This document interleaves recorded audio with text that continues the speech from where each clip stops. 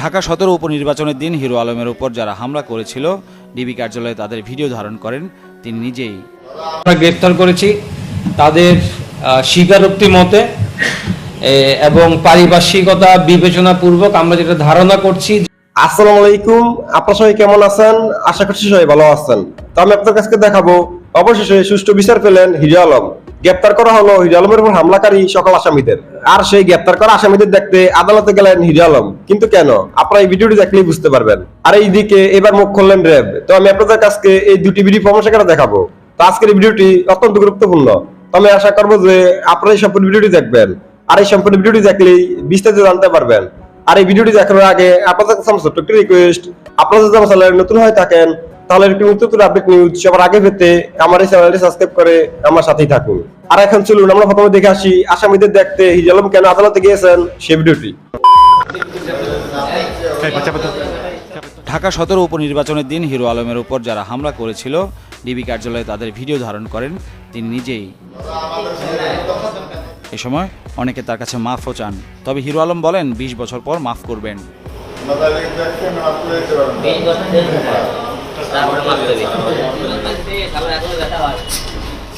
এর আগে দেখা করেন গোয়েন্দা প্রধান হারুন রশিদের সাথে। আসামিদের গ্রেপ্তার করায় ডিবি প্রধানের প্রশংসা করেন। যে কয়েকজনকে আমি দেখেছি এরা সব করে আমাকে মেরেছিল, কারণ আমি তাদের চেহারাগুলো এই কারণে দেখলাম যে অনেকটা আমি দেখেন না যে অনেকটা নির্দোষ লোকে মনে করেন ধরা দেয়, আমার বদলে তাকে ধরে দেওয়া হোক একজনকে ক্ষমতাশালী, এবং মনে করেন হয়তো অনেক সেই ক্ষমতাশালী পার্সোনালিটি হয়তো ঘাঁটিতে ভাই এরকম থাকে না, যে আমি জানি তাদেরকে এরকম কোনো লোক ছিল কি না, তারা মনে করেন আবার ছেড়ে দেয় কি না কারো কথায় দেখেছে না। যে এখানে ডিবি হারুন স্যার কেমন তাদের স্পেশাল যে টিম গেছিল ডিবিতে তারা সবাই সঠিক লোকটাই ধরেছে। যারা যারা আমাকে হিট করেছে তারা ভিডিও ফুটেজ দেখে যে অরিজিনাল লোক ধরেছে, এই জন্য অসংখ্য ধন্যবাদ জানাই আপনাদেরকে। যে মানুষের যে আইনের ব্যাপারটা আস্থা ছিল যে না তারা মনে করেন ক্ষমতাশালী দলের কাছের লোক তাদেরকে হয়তো ধরবে না, তো আইন কিন্তু সবার জন্য সমান, আপনারা সবাই জানেন সেই আইন সমানে। এই জন্যে আমরা দেখেছি আর কি সঠিক লোককে ধরেছে। তো আমি চাবো যে তাদের যাতে কঠোরমূলক একটা শাস্তি হয়, যাতে এই শাস্তি দেখে আর কোনোদিন এইরকম ভোট কেন্দ্রে যে কোনো মায়ের যাতে বুক খালি না হয়, আপনারা এইদিকে সবাই নজর রাখবেন। অবশ্যই তাদেরকে ধন্যবাদ, কারণ মানুষের তো মনে করেন বিশ্বাস কিছুটা ফিরে এসেছে যে যে এত দ্রুত মনে করেন কোনো আসামি ধরা মার্ডার কেসের আসামিও ধরা পড়ে না। যে আমরা দেখেছি যে তাদেরকে যে ধরেছে এখন জনগণের একটা আস্থা এসেছে না যে অন্যায় যে যারা করে তাদের কোনো মাপ নাই, তাদেরকে পুলিশ ধরেছে, ডিবি প্রশাসন তারা ধরেছে, এই জন্য মানুষের একটা আইনের উপর আস্থা আবার ফিরে এসেছে আমি আশা রাখতেছি। না আমাকে ভিডিও ফুটেজ যে কজন মেরেছে সে কটা সব করা ধরা পড়েছে, এখন সব করা ধরা পড়েছে, সেই হিসেবে আমরা এখন সবারই কঠোর শাস্তি চাই। আসলে হারুন স্যারের কথা বলতে কি বলবো, আপনি উনি যেখানেই গেছে সেখানে কিন্তু মনে করেন যাকে হিরোর মতো কাজ করে, তো হারুন স্যারও কিন্তু হিরোর মতো কাজ করেছে, সব জায়গাতেই দেখেছে। যে কোনো জায়গায় স্পেশাল ব্যান্ডের কাছে সেখানে তারা একটা নাম ডাকে সুনাম দেখেছেন যা সেটা সে যাই হোক যে কোনো অন্যকে সাথ দেয় সাথে সাথে তাদেরকে কিন্তু মনে করেন তারা ধরার চেষ্টা করে, এবং খুবই অল্প সময়ে কিন্তু দেখছেন এই জগতে আমরা পুলিশ প্রশাসন অনেকের নাম শুনেছি কিন্তু অনেক ডিবি অফিসারে, কিন্তু হারুন স্যারের কিন্তু এত অল্প সময়ে এত কেউ সুনাম করতে পারে, কারণ তার এই সুনামটা তার কাজে এবং তার কর্মে কিন্তু এত দূর সে আসতে পেরেছে। অসংখ্য ধন্যবাদ ডিবি টিমকে এবং হারুন স্যারকে সবাইকে ধন্যবাদ। পরে ডিবি প্রধান বলেন আসামি যে দলের হোক না কেন কাউকে ছাড় দেওয়া হবে না। নির্বাচন কমিশনার আপনি বিদায় না নেন, বাংলার মানুষ জুতার পিটা করে আপনাকে বিদায় করে দেবেন ইনশাআল্লাহ। নির্বাচন কমিশনার আপনি বিশ্ব ভাইয়া, নির্বাচন কমিশনার আপনি সরকারের পাঁচ হাতে গোলাম, এদেশের মানুষ আর নির্বাচন দেখতে চায় না।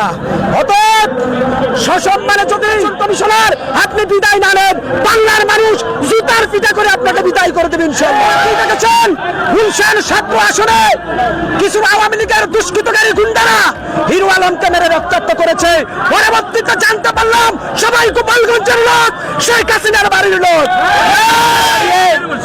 উত্তাল জনসমুদ্র, এই সরোয়ার্দী উদ্যান থেকে শুরু করে আজকে শাহবাগের মোড়, পল্টনের মোড়, আজকে সেই জায়গায় আমি দাঁড়িয়ে আছি, আপনি দেখেন আজকে উত্তাল জনসমুদ্রের মাঝখানে দাঁড়িয়ে আমি ঘোষণা দিতে চাই, আমার বাড়ি নোয়াখালী জেলায় বাংলাদেশের আওয়ামী লীগের সেক্রেটারি ওবায়দুল কাদেরের এলাকায় আমি কাদের সাহেবকে বলবো, আপনি বলেছিলেন বিএনপির লোক নাই, মাননীয় ওবায়দুল কাদের সাহেব আজ দেখুন ঢাকা শহরের রাজপথে উত্তাল জনসমুদ্র, তাদের দাবি একটা মেয়র নির্বাচন, আজকে তাদের দাবি একটা একটি নিরপেক্ষ নির্বাচনকালীন সরকার।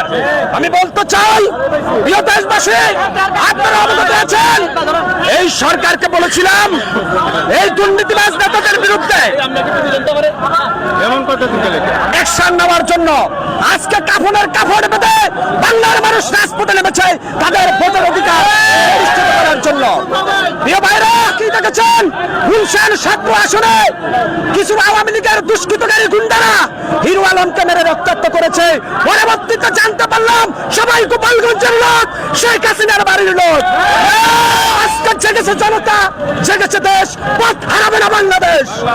আজকে পুলিশ প্রশাসনের বাইদের বলে দিতে চাই, এখন থেকে ভোটচোর, ভোট ডাকাত, স্বৈরাচার, অবৈধ ক্ষমতা দখলদারের পাহারা বন্ধ করুন। জনতার দাবি স্বৈরাচারের পদত্যাগের এই রাজপথ থেকে জনগণ এক উচ্চারিত আওয়াজ তুলেছে, স্বৈরাচারের পদত্যাগ। তাই ওবায়দুল কাদের সাহেব টালবাহানা বাদ দিয়ে জনগণের কষ্টের কথা বুঝে নির্দলীয় নিরপেক্ষ সরকারের অধীনে একটি সুষ্ঠু নির্বাচনের ব্যবস্থা করেন, না হলে বাংলাদেশে আওয়ামী লীগের কোন নেতা রাজপথে খুঁজে পাওয়া যাবে না। তাই আমি বলবো, হটাও স্বৈরাচার, বাঁচাও দেশ, আমজনতার নির্দেশ। ইনশাআল্লাহ সময় এসে গেছে, বাংলাদেশের বৎসর এমপি মন্ত্রীরা পালিয়ে যাওয়ার ব্যবস্থা হয়ে গেছে ইনশাআল্লাহ। আমি বলবো কমিশনার, আপনি বিশ্ব ভাইয়া, নির্বাচন কমিশনার আপনি সরকারের 5 হাতে গোলাম, এদেশের মানুষ আর নির্বাচন দেখতে চায় না। অতএব সসম্মানে যদি এই নির্বাচন কমিশনার আপনি বিদায় না নেন, বাংলার মানুষ জুতার পিটা করে আপনাকে বিদায় করে দেবেন ইনশাআল্লাহ। তাই আসুন আমরা ঐক্যবদ্ধভাবে বৎসর, ভোট ডাকাত, স্বৈরাচারের বিরুদ্ধে গণ আন্দোলন শুরু করবো ইনশাআল্লাহ। আমরা গ্রেফতার করেছি তাদের স্বীকারোক্তি মতে এবং পারিপার্শ্বিকতা বিবেচনা পূর্বক আমরা যেটা ধারণা করছি যে, তবে আশা করছি যে আপনারা সকলে ভিডিও দেখেছেন আর র‍্যাব কি বলেছেন সেটা বুঝতে পেরেছেন। তো আপনাদের যদি বিষয়টি নিয়ে কোনো মতামত থাকে আমাকে অবশ্যই কমেন্টে জানাবেন।